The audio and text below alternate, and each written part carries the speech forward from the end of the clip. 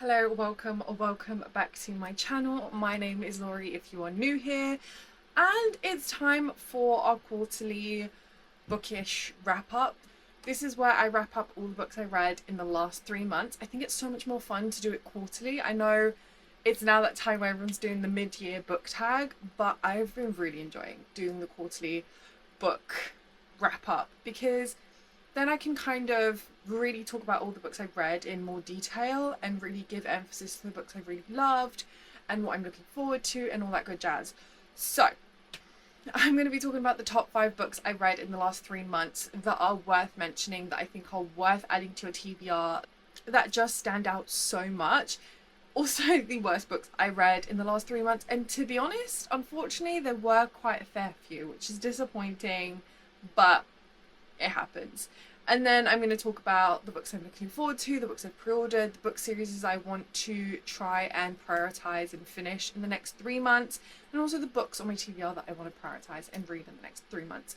So we're going to dive right in, and I'm going to start with the top 5 books I read in the last 3 months because I'm so excited. And honestly, it was really hard to narrow it down to these 5 books, but I do think these are the ones that are definitely worth mentioning and bringing attention to. So I'm going to dive right in. I'm not going to particularly order them because that's just too difficult. So, When Gods Fall by S.E. Beauvais.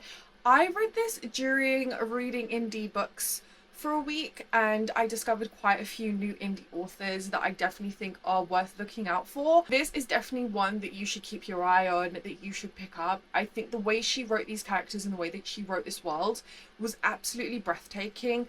The emphasis on details that she kind of brought to life and made this so much more real was one of the most immersive reads I've ever had, and I can't emphasize how much I loved it. I do have book 2 that I need to read.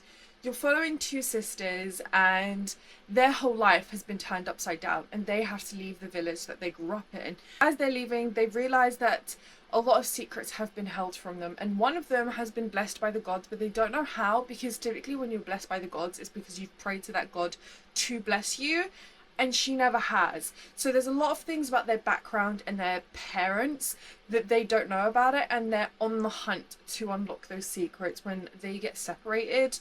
One managed to escape the slavery trade, and the sister ends up being sold into the Colosseum to fight, as she was blessed by a god that seemingly seems to be the god of war, but that may not be actually the case. So she's been very skilled at fighting, and she gets thrown into these bloodlusts, and she goes kind of crazy in the Colosseums, end up killing everything. So her sister that's escaped the slave trade is trying her best to save her sister because, you know, they're in it together and they want to be together, but things keep getting thrown in their way and separating them more and more, and so they get set on different journeys and on different paths that keep putting themselves away from each other. And I think it's such a beautiful relationship to read, and it's heartbreaking and it's immersive, and the world is just so detailed, and I could literally just picture it so vividly even when I'm not reading this. It's like it's just written itself into my brain, and I love the way she writes. I think it's for a debut novel, it's absolutely shocking that this is what she came out with. It's so imaginative and I loved it, and I just fell into it so easily. Next is Starside by Alex Astar. I was pleasantly surprised. I was a bit tentative going into an Alex Astar book because I've read very mixed things about her Lightlark series, and I never really had the itch to read that series. It didn't really seem like something I would enjoy.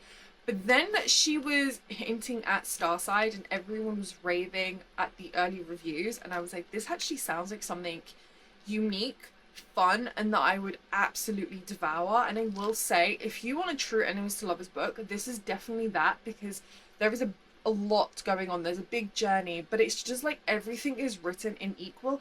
It's not just about the romance. The world is really there and present, and the plot is definitely there and being developed throughout the whole book, and nothing is kind of left to the back burner. And I really like how Alex Astar has written this story and taken us through this journey, and just the world that she's built up, I think is so fun and so unique, and I really enjoy it. So you're following a character who is desperate for revenge. So she ends up fighting her way to join this kind of, it's not trials, but basically every, I think it's 50 years, the gates to the land that still has magic open. So they're kind of like set up like gods, but they're not really.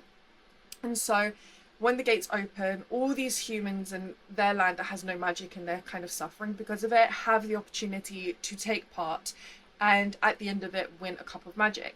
Now this cup of magic will set you up for life. The land is so depleted that if you have that cup of magic, you set yourself and your family for generations to come. But she's not in it for the cup of magic. She's in it for revenge, and so we're following her in this journey. Are some things predictable? Can you see things coming? 100%. But is it still fun and shocking? 100%. I definitely think this is worth reading. I love the character in this book. I love following her journey and I love being in her brain. I especially love her banter and her relationship with the MMC. Just the constant tension and the friction between them two, I think, is just chef's kiss. I cannot wait for Stormside to come out in November. It's one of my highly anticipated releases again, because Starside was and now Stormside is. I love it. I think about this all the time, and I don't think this is a book that I'm ever not going to want to pick up again. Next, of course, is Tortured Souls by Melissa K. Roick. It has to be a Melissa K. Roick book. This is decidedly different from her other books, where you're already kind of set up with their story because you've read Lady of Darkness and that whole situation. I don't want to go into details because I don't want to ruin it. You do know what you're in for, but I love the way that Melissa K. Roick still brings mystery, still brings the shocks and the plot twists and the gasp moments, and just the way she's written this book is definitely character driven, and you just get to see these characters in a whole different light in a more intimate way, and it also sheds so much light into what they're like in Lady of Darkness and how they got to where they were in Lady of Darkness. I love this. I know some people didn't like it. I know this is very different from Melissa K. Roick's other books, but for me, that's what made it so much more enjoyable, because I didn't know that going in. I didn't know it was going to be different. I had no idea how she was going to write the story since we already were introduced to their story. But I think the way she went about it was just so masterfully done. It still had that gripping moment that you couldn't put the book down, and I love Melissa K. Roick. She's an author to me that seemingly can do no wrong. I've loved every book of hers. I've rated them between a 4 to a 5. Majority of the time they are a 5. I think there's only one book that I rate a 4-star. It's perfection to me. It really is. I love the multiverse and how she tied all the books together. I love all the characters that she just brings to life with such flair, and they're so colourful. I think that's just the only way I can explain it. If you haven't read any Melissa K. Roick books, please do. Definitely start with the Lady of Darkness series. I think the way to go about it is Lady of Darkness, Reign of Shadow and Endings, and then Tortured Souls. I think that's just the best way to really have the best experience of reading her books and the worlds that she brings to life. I mean, at this point, it's so obvious. The Ballad of Fallen Dragons by Sarah A. Parker. I don't think there is a time in my life that a book has ever made me so guttily emotional and sobbing in such tender moments. I think something that Sarah A. Parker does really, really well is draw emotions out of you that you had no idea could be drawn out of you. I've read so many books with devastating moments, and I've really never shed a tear, because maybe this makes me sound really bad, but moments in books that really make me cry is when animals are harmed. That is pretty much the only guaranteed way to get me to cry during a book. But somehow, shockingly, Sarah A. Parker, in her books, When the Moon Hatched and The Ballad of Fallen Dragons, every chapter just makes you cry. And it's good cries, bad cries, soul-wrenching cries. Like, she just knows how to make characters so alive, and as if you're right there along with them, holding their hand, walking through these moments with them. I'm not going to tell you what this story is about, because I went into it blind when I first read When the Moon Hatched, and I think that's why I had the best experience, because I had no idea what I was in for. I had no idea what the plot was going to be, and the characters were just incredibly vivid and so real. Like, the trauma that's represented in it is so real. I don't think there's anyone that could write a book the way Sarah A. Parker has written this series that has you so emotionally invested in the characters in the world. And maybe that's just me and that's how I feel, but I just feel like universally everyone has had the same feels when it comes to reading these books. If you're looking for a really devastating book, this is definitely the one to read. I think it's worth it. The emotional devastation is 100% worth it, because just what she can invoke and the themes that she kind of has and the things that she brings to light, I think, again, is so masterfully done. I can't say enough good things. This is like an Infinity style read to me. This is a series I will never ever get over, and it put me in the worst book slump of my life. Like, I really could not pick up another a typical fantasy romance or romantasy book, so I had to dive into Zodiac Academy, because I just knew that it was the only book I was gonna really be able to read. So yeah, absolutely emotional devastation written in a book. And then last but not least, The Poisoned Daughter by Sheila Masterson. This is a dark fantasy romance standalone, and it's one of the best standalones I've ever read in my entire life. I do have a reading vlog of me reading pretty much all of these books, but there is a situation, there is a chapter that happens in here that was so out of left field that for the life of me, I could not see coming, and I don't believe anyone could have seen that coming, and it ripped me apart. Like, it really ripped me apart. I think it's almost on par with the emotional devastation that Sarah A. Parker gives. I mean, they're not the same.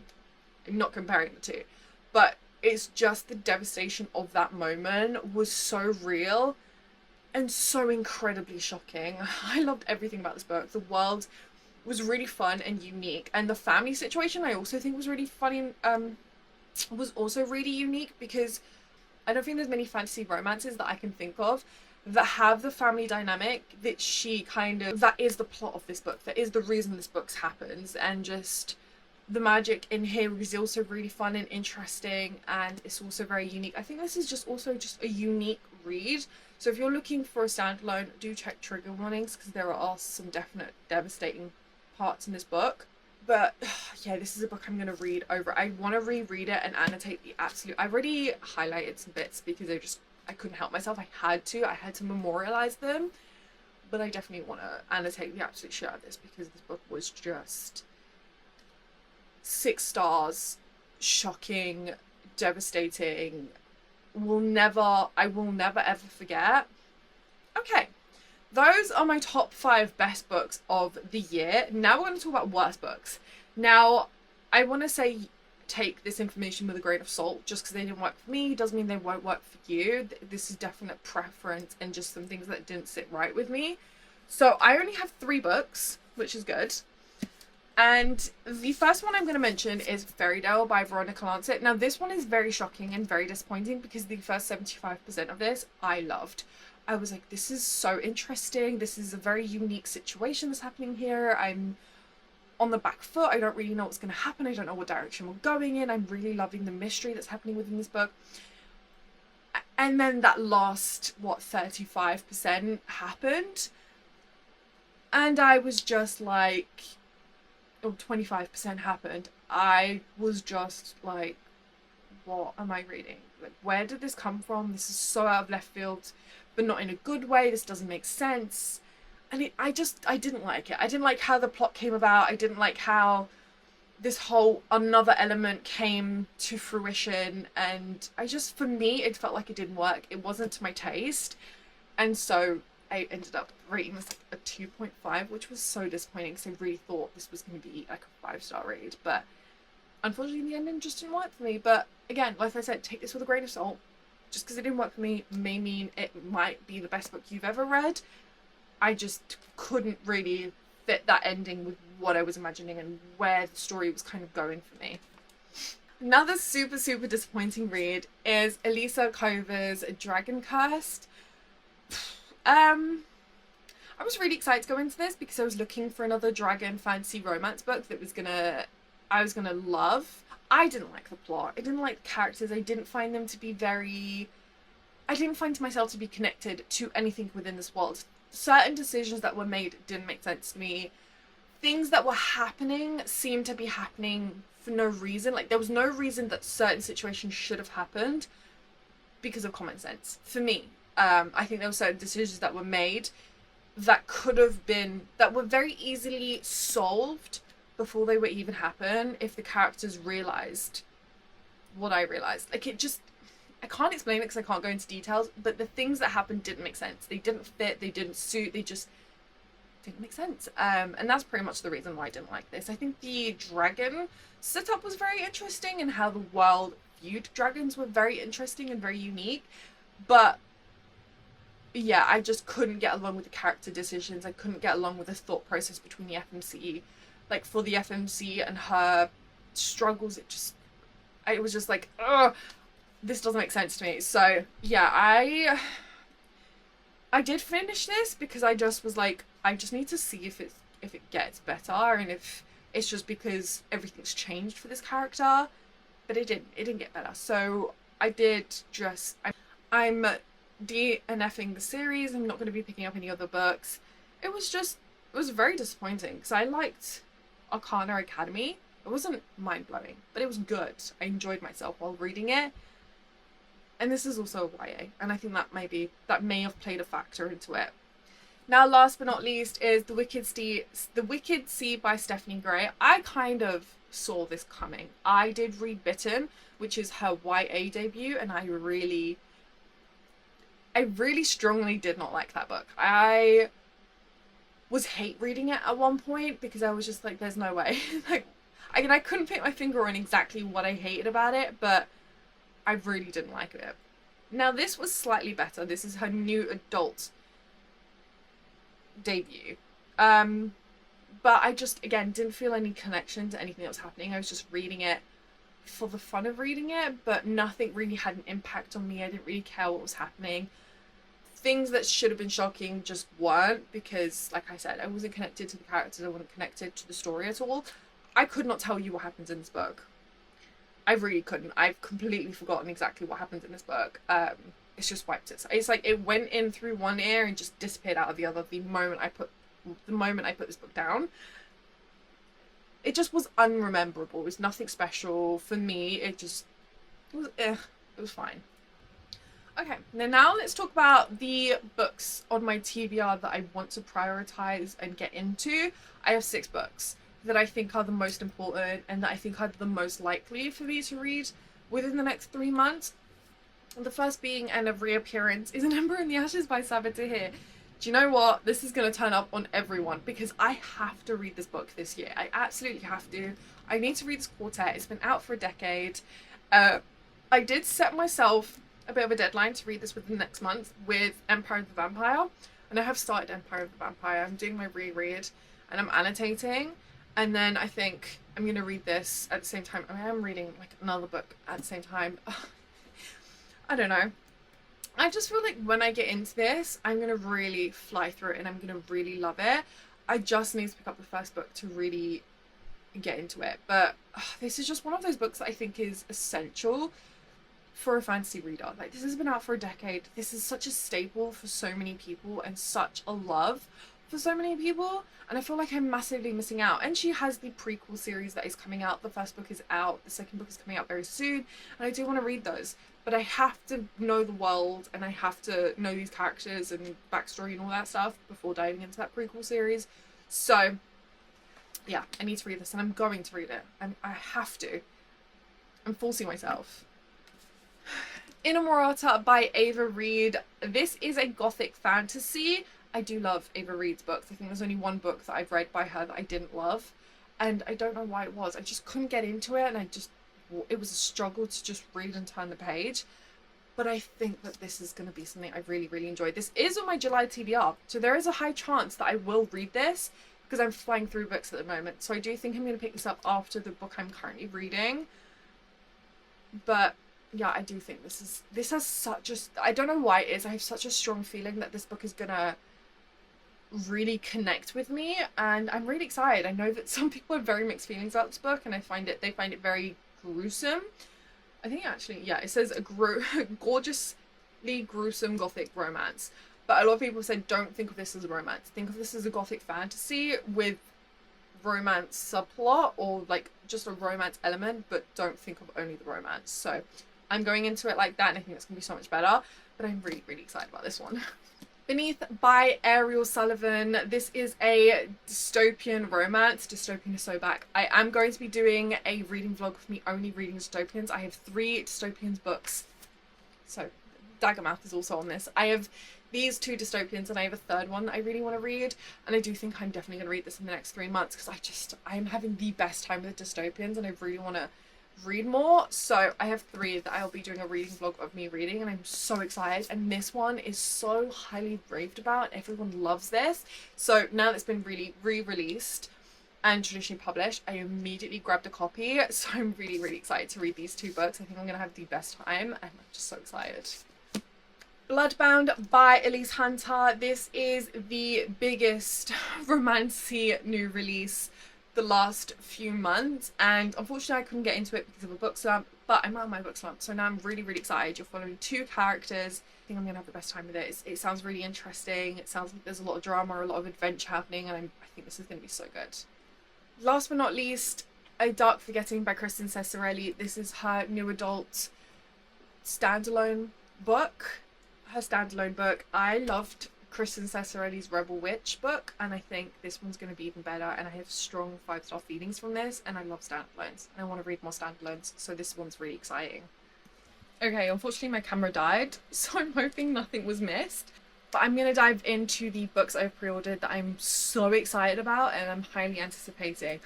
First, of course, is Daybreak by Autumn Woods. This is the sequel and finale to the Sorosong University. This was my first romance book that I have read in a very, very long time. I think the last time I really read a romance book was in like my Wattpad days. And this book absolutely destroyed me. I had no idea what I was in for and how much I was going to absolutely love it, but I have not stopped thinking about it since I put it down, and the fact that we're like weeks away from the release of Daybreak, I'm so freaking excited for, and I definitely will be at Waterstones on the day of release, picking up my copy and devouring it as soon as I get home. I definitely think that's a book that I'm going to finish in one sitting. There's no way that I don't. The next book is Steelborn by Taylor. This is Wayward's newest and next release, I believe. I'm really excited for this book. First of all, the Waterstones edition is absolutely stunning, and I am a sucker for character art. There is no quicker way to get me to read a book than to show me character art. I want to know those characters. I want to know what's happening between them. I want to know everything. So I'm really, really excited about this. I don't know too much about it. I just know that it's been very, very highly rated from early ARC reviewers, so I think that this is something that could be the potential of like a 4 to 5 star book. Next is the sequel to Dance of Lies. This is Dance of Death. This is the 2nd book in the series by Brittany Arena. I think Brittany Arena has the most beautiful lyrical way of writing. There is some... This is such a weird comparison, but the way I view the way her books are written is the way watching a Barbie 12 Dancing Princesses makes me feel like it's just so magical and beautiful, and just feels like there's music playing in my head when I'm reading her book. I don't know what it is about the way she writes, but that's just what comes to my mind when I read her books and the way her books make me feel. Obviously, there is a lot of heavy things happening, and it is devastating, and there's a lot of themes that are kind of shown in this book, but somehow that is just the comparison I draw. I don't know why, but that it just is. I'm very, very excited for this release. I'm very excited to be back in this world and back with these characters and to find out what happened after where we left off. Next is The Knave and the Moon. This is the sequel to The Night and the Moth, the 2nd book in the series. I loved The Night and the Moth. Again, Rachel Gillig has such a gothic, immersive way of writing a book and bringing a world to life, and these characters were just... I'm so emotionally attached to these characters, especially, as everyone I'm guessing, to Bartholomew, and I just can't wait to be... Oh, it was just really sad, and there were some parts that just really made you like loosen a tear. So I'm very excited for this release, and I'm very excited to be back in these characters. I did have some issues with the decisions that the FMC made after a huge change in her life and the way she didn't really sit with those decisions. But I'm excited to see if she develops more within the 2nd book and to see whether she sticks to those decisions or whether they ended up being the right decisions for her. After that, we have The Emperor's Enemy by Jasmine Mars. I recently finished Bonds of Hercules, and her books are just so much fun, so bingeable, so devourable, that I'm so excited for this book. I don't know if it's going to be the same vibes as Blood of Hercules and kind of that cringy, cheesy dialogue, but either way, I'm really excited about it. I know that this is something that I'm going to, again, devour, and the character art that's coming out of this book is just like... Again, nothing makes me want to read a book more when I see character art, so very, very highly anticipating this one. After that, we have Turncloak by L.K. Stevens. This is a sequel to Silvercloak. Silvercloak was a very imaginative, surprising read. I loved the take on the magic, and it just was so nostalgic to me. I loved that we kind of took magic back to wands and the use of wands, and then just all the, like, the corruptions and the sides that were being formed and the rebellion and the surprising twist at the end the FMC kind of got caught into. I can't wait. I can't wait to dig my teeth into this. I can't wait to be... I do think I'm going to have to reread Silvercloak because I just want more time with these characters in this world and the magic. I think the magic really was the biggest hit for me with these books, so I'm so excited to return to that. Next is Under the Iron Sky. Now, I think this is another Hermione fanfic, and that's pretty much the only reason I'm really highly anticipating it. After reading Alchemized, I have been craving something that kind of feels like that, and I don't really know how to explain, but I want more books like Alchemized. I want more Hermione fanfics that make me feel the way Alchemized did, and I think that this is the only one that kind of feels like on the same level, because I've read other Hermione fanfics that I just didn't really love, like Rose in Chains.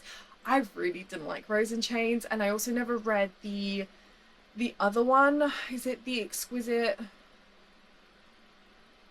Irresistible Urge, something like that? I think that was the other Hermione fanfic, but that didn't really sit like something I was going to want to read. But Under the Iron Sky, knowing nothing about it, just feels like it has those vibes, has that feel to it. So I'm really, really looking forward to this release and to see if it's something that I'm going to absolutely become attached to and emotionally invested in, because, yeah, Alchemized just made me feel incomplete. Now, last but not least is Secrets and Sorrows by Jeanette Rose and Alexis Rune. This is the sequel to Blood and Betrayals, and Blood and Betrayals is one of my favourite character-driven books. I really like Zodiac Academy. I don't love it. Blood and Betrayals, I love. I love the way they brought that world to life, the way the plot was ever present throughout the books, but it still was a bit on the background, but it was continuing. There were things that were happening that were to do with the plot. It was still a very character-driven story, but my issue with Zodiac Academy is always the plot or the massive cliffhanger happened at the end, obviously, but it always had the same twist. It was always the same kind of cliffhanger, but I just feel like Blood and Betrayals is different, and I really, really loved it. I've not been able to stop thinking about it since I finished it, and that was years ago.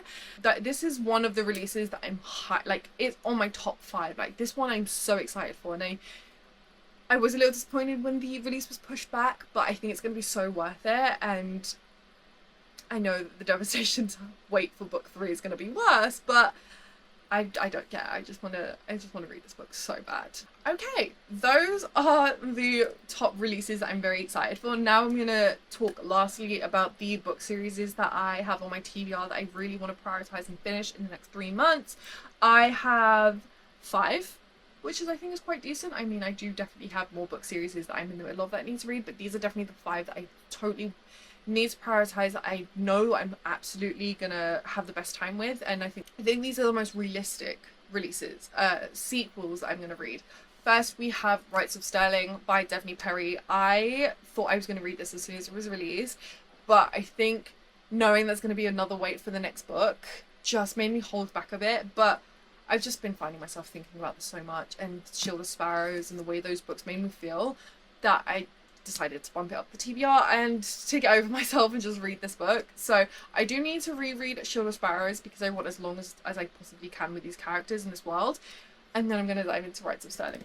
The Myth Thief by L.J. Andrews. The Stolen Crown is coming ever closer on its release, and because of that, it's finally time for me to read The Myth Thief. This is the second duet in the Eversea series. I love the Eversea series. I've been struggling to find fae reads that really blow me away, that are a little bit different, a little bit unique and very interesting, and the FC series does that in spades. I love the Fae in this world, I love magic in this world, I love the way the world is set up. I find it so vivid and present in my mind, and I'm so excited to read this duet because you kind of know what's going to happen, you kind of know who it's about, but just knowing how it's all going to come together and how their plot is going to go, I'm really excited to find out. And again, I think this is a book that I'm gonna, there's no way in which I don't finish it in like a day. Probably not one sitting because it is still a hefty book, but definitely within one day. I'm going to find it very hard to put this down. When Sisters Collide by S.E. Beauvais. You know what? I was holding off on reading this for the third release, the third and final book, which is coming out next year. But this is another case where I kind of find myself, my mind's kind of falling towards the book and towards these characters and the way we left off. I also love the fact that this author has put in a recap. So if I don't have the time to reread the first two books in preparation for the third book, I can read the recap, which is amazing. And I'm so happy that she's done. So I'm going to do it. I'm going to read When Sisters Collide, and I'm very nervous going into this book because the stakes are so high. There's so much happening. The relationships are so fraught, and I have no idea who the endgame people are. There's just a lot that's happened within When Gods Fall, and to see what happens in Sisters Collide, I think it's going to be heart-wrenching. Fall of the Horizon, this is the first book in Dusk and Dawn. The second book is Blood of the Gods, but I have to reread this before I can go into the second book because I read this like 2-3 years ago at this point, and I can't remember very much. I just remember feeling very strongly about this, really loving this book and finishing it and being like, wow. So I want to dive back in. I want to reacquaint myself with this world and with these characters, and to finally read the sequel because it's been on my TBR for a hot minute. And I think the third book surely must be coming out soon because I think the second book's been out for like a year and a bit. So I have to knock it off the TBR. And then last but not least, Sorrow and Starlight by the Twisted Sisters. This is book 8. I struggled after reading book 7. I just found it very difficult to pick up the next book, so I decided to have a bit of a break, read some other books, and then go back into this at some point. But it's been a couple weeks and I still haven't had the inclination to picking up the 8th book and doing the tandem read. I don't know when I'm going to read this. I do want to wrap up the series because I'm so close, but for me it really is just the struggles of the cliffhangers. I just find the cliffhangers are the same old story, just a different version of it, and it was getting really repetitive, and I was just like, this again. Like, the cliffhangers had no longer had an effect on me because I was like, okay, we're here again. Nothing's changed, nothing's really gone forward, nothing's moved forward. We've literally at the same situation that we were in the last book. So it was just really annoying, and I was like, I need to give myself some time so that I don't read the next book, like hate reading it. So yeah, but I do need to just wrap up the series. So I need to read this at some point in the next 3 months, and we'll see. But yeah, I'm also very nervous going into this book because obviously the sisters are at such odds right now. I mean, they're separated, and I'm very nervous to go into this book. I think that's also another factor for why I haven't picked this up yet. But that's it. Those are all the books that I am excited for, that I need to read, that I've loved. I really hope that this adds, well, maybe not hope, but we all have a book buying addiction. We're all looking for recommendations. So I hope there's some books that I've brought to your attention that you might be interested, especially some indie authors that I think are really exciting. And I really hope you enjoyed this video. Please like, comment, and subscribe. You can find me on all socials as Lauriereadz. I'm especially active on TikTok. I will see you in the next video. Bye.